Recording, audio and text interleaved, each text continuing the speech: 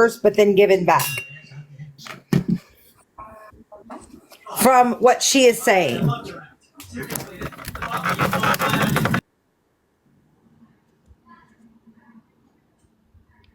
Well, the system's failing somewhere, if that is the case. Absolutely. I 100% at this point agree with that.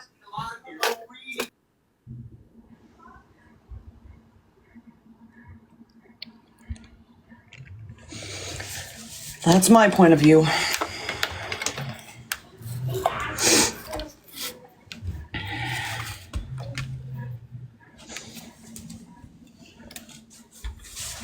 Yes, Ashley, the 4-year-old is the one with the heart problems. Yes. That is why he is deemed special needs under the law, because he requires special care. Isn't this the third or the fourth time he has gotten out? At this point, I think we've lost count.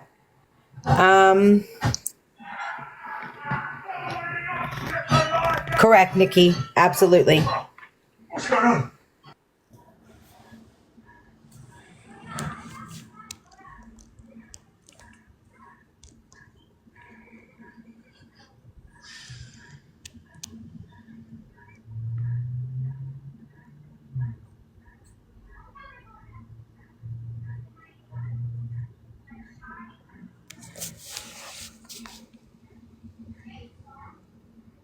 Kyla wants to know what happened the night before, Meme.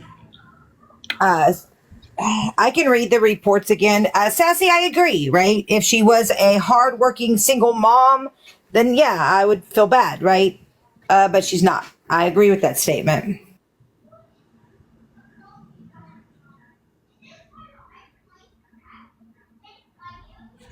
I could say I'm a working single mom that runs a company, and that's never happened with my children.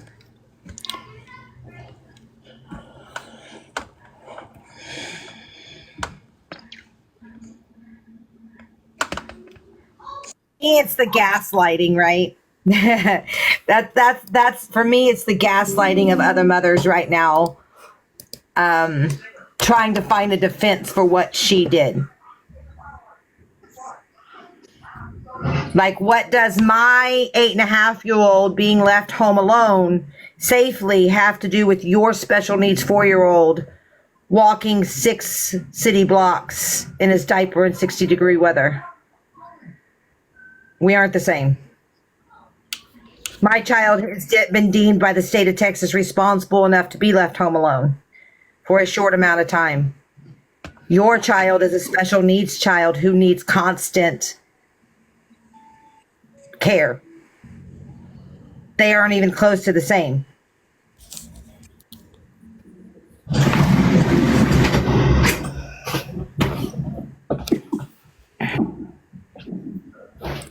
And I don't live in the city.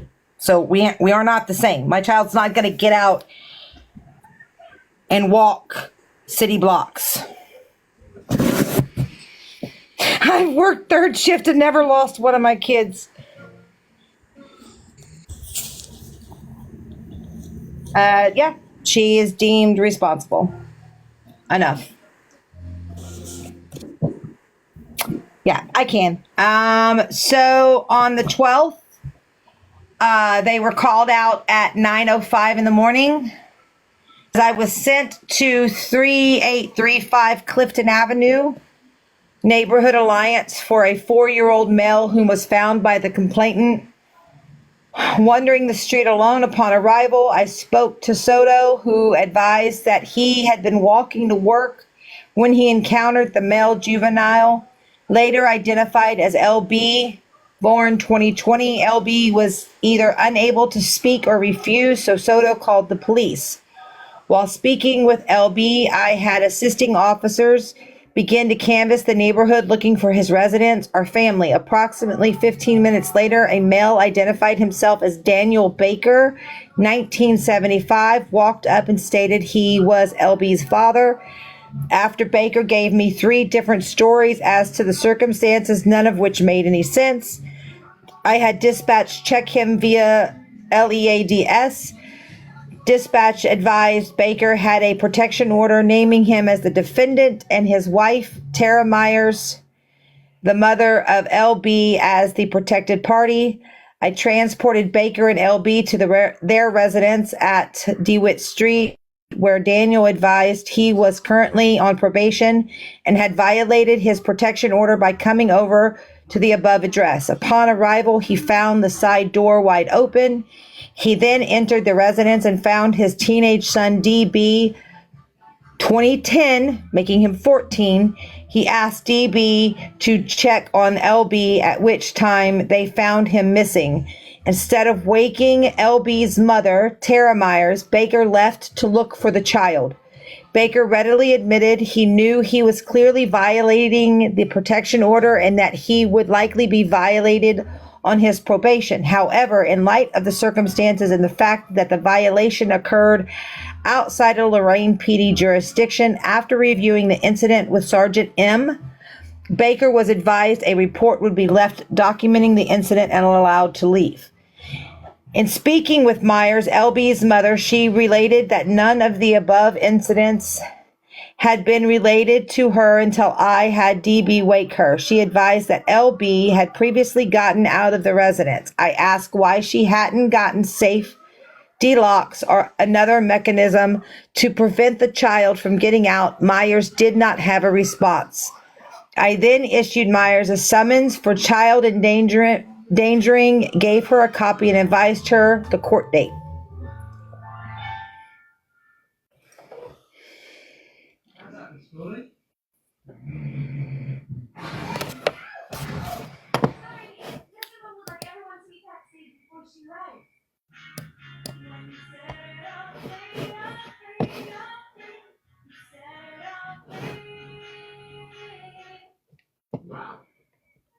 You wrote that?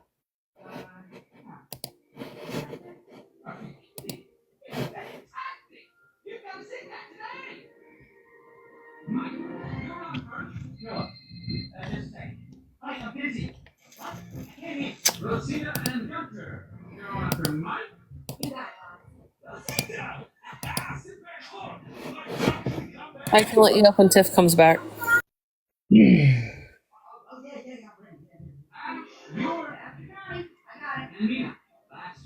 The other one is the 13th. At around 12 o'clock hours, I was dispatched to 385 Clifton Avenue in reference to a 4-year-old wearing nothing but a diaper in the area of the playground. It is of note that Officer F handled an extremely similar call on the 12th, in that the incident 4-year-old was located at 3850 Clifton Avenue and ultimately returned to DeWitt Street to his mother, Tara. See original report by officer for full details. Upon my arrival, I observed 14-year-old carrying LB south on Clifton Avenue and turned westbound onto DeWitt Street. I approached in my marked cruiser and advised D the reason for my presence. D stated he lived at DeWitt Street and was taking LB back home. LB was dressed only in a diaper. He had no shoes or any other clothing of any kind. The weather was approximately 60 degrees, but very overcast and breezy. Far too cold for a 4-year-old to be outside in just a diaper. I advised D to take him into the house, but to come back outside and speak to me afterwards. D returned outside and advised the following. D, I stated that his mother, Tara, put him in charge of the 4-year-old since he had escaped the residence yesterday. Tara had installed a sliding chain lock at the top of the door. This was supposed to be out of reach and was to prevent him from getting out of the house. It is unclear whether the door was left unlocked or if L somehow managed to unlock it, but he was able to get the side door open and escape the residence once again. After speaking to D, I spoke with Tara regarding the incident. Tara advised D, who has previously stated to only 14 years old, was left in charge of a 4-year-old. She went on to explain how D was ultimately responsible for L getting out of the house and not her. I attempted to explain to her that both children were her responsibility and it was her duty as their mother to maintain the safety of both children.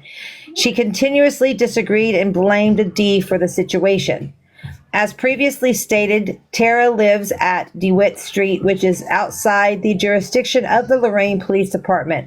When I initially observed L and D walking on DeWitt Street, they were already outside of the city of Lorain and had crossed over to Sheffield Township. For this reason, the L County Sheriff's Office was called to assist. I spoke with Deputy H of the Sheriff's Office and advised him of the situation. Tara was ultimately cited by the LCSO for child endangering and Children's Services was contacted. At that time of this report, the children were in the custody of their maternal grandmother. See LCSO report number 2429332 for full details of their investigation.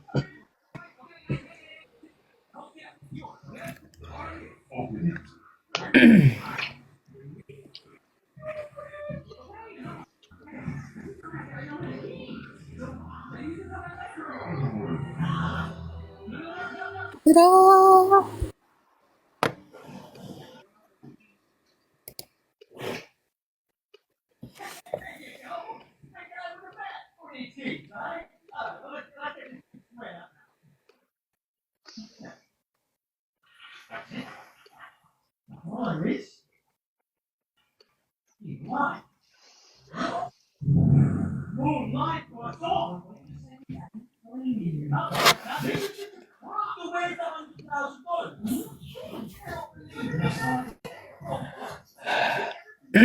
So here is what I have questions about, right? Breed, you're saying that you have seen her case number because you have seen the ticket. I call bullshit. Oh, she's friends with Breed again? Wait, Lord. I call bullshit. Look, that's my question. Because look, we ain't Yes, got to her talk about besties. anything else other than I was told he no longer talked to her. So No. did you go for information or did you go to be buddy buddy? That's my question.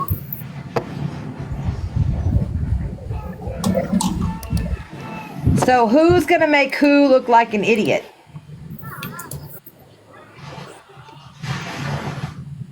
I think they both look like idiots.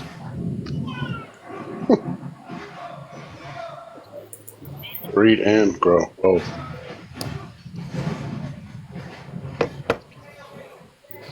I feel like everybody should put their cards on the table and see what matches and what doesn't. Because then you can just look up the rest of it. You know what I mean?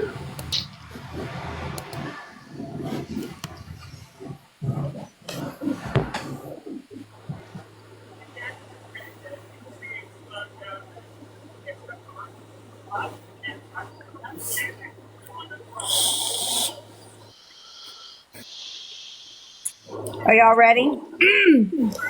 Hey, Breed, I call bullshit. Absolutely.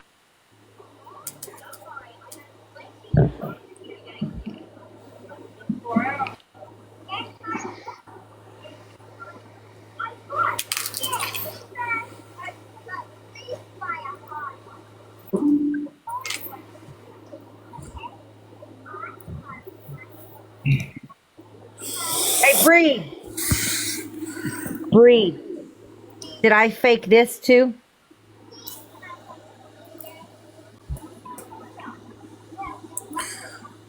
At least the handwriting is legible.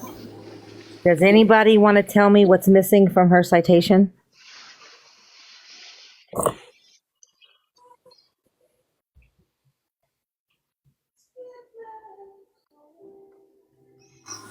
Look, I can see it, but I can't read it. A permanent sentence. Jeez. Breed.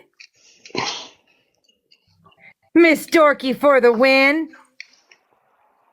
case number. Oh yeah, it was whited out. No, it's just not there. It's not there. No. My eyes are bad, excuse me, I can't even see that I would little. say that's It's just not as going to have equally a as bad. case number. It's not going to have a case number because it hasn't been given to the court yet. This is a citation. Oh yeah, I could have told you guys that. Once you get it, it's got to go through the proper chains and all that other shit to get a case number. But didn't she show you her original citation with the case number on it, Breed? I call bullshit. I call bullshit on your bullshit up in here. I call bullshit. Oh bullshit! I told you I had a copy of her ticket. You want to keep playing fucking games with me? You're going to do what to me all over this app, buddy boy? Honey, I've ran 10 times around this app before you've even had your morning coffee.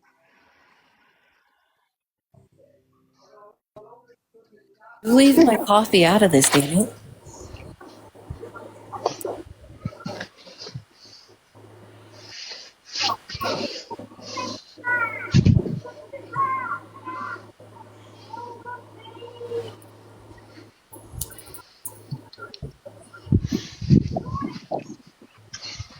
I mean, anytime now, Breed, you can stop running again and come back and get in the box.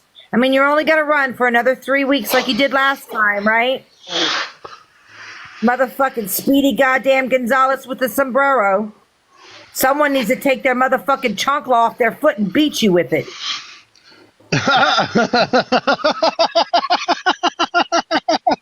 Shit.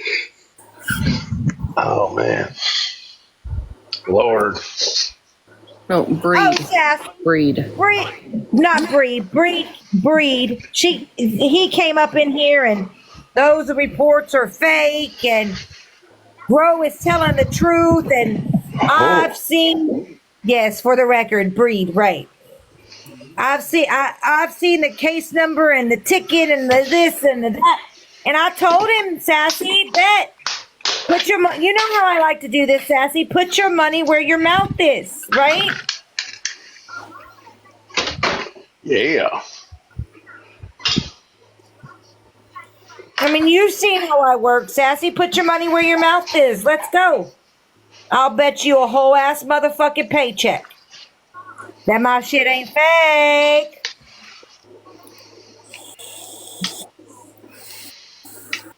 Yeah, he wouldn't do it. He wouldn't do it, but he is convinced that Grow Queen is innocent.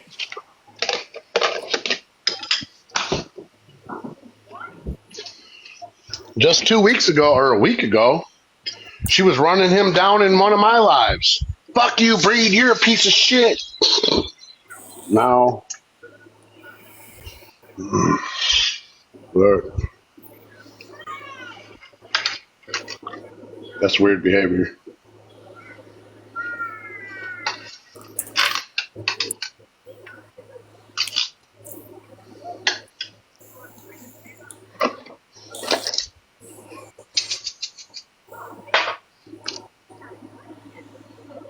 Yeah, I know. I said not the real shit being real. Did I fake that too?